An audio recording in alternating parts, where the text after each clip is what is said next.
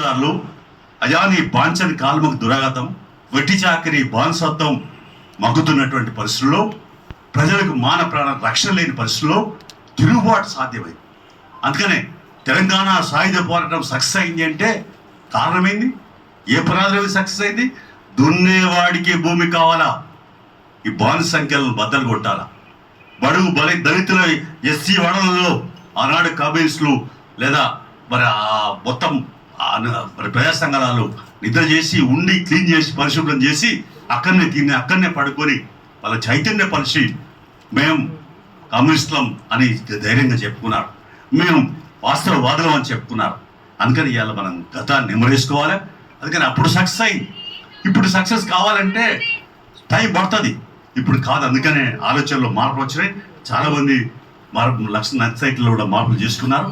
అందుకని ఇవాళ మనం గుర్తించాలా, ఇవాళ బ్యాలెట్ అనేది పవర్ఫుల్. ఇవాళ అందుకనే ఈ బ్యాలెట్ ఓటు హక్కు రాజ్యాంగం ప్రసాదించింది కాబట్టి దీన్ని ఇంప్లిమెంటేషన్ సరిగా చేసుకోగలిగితే మనం गांव गांव फिर के लोगों को बता के ये अपना राइट है, ये वोट किसकी दे तो उन्हों एमएलए बनता, सरपंच बनता, सब बनता, उसलिए अपने खड़े रहे ना, अपनी रिप्रेजेंटेटिव पब्लिक रिप्रेजेंटेटिव होना, जो कॉन्स्टिट्यूशन में लिखा हुआ है उसकी इम्प्लीमेंटेशन करना और ये गरीबों के पक्षपात पे गौरिंग पे लिए जिंदा बिताना, ऐसा सोच के आगे बढ़ना है.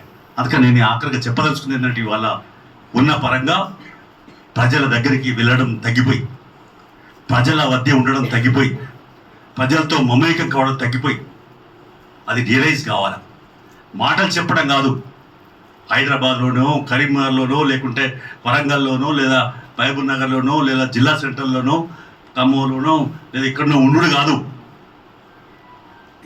ఎవరిన్ని గ్రామాలకు పోతున్నారు, ఎవరిన్ని ఆవాసాలకు పోతున్నారు, ఎక్కడెక్కడికి పోతున్నారు.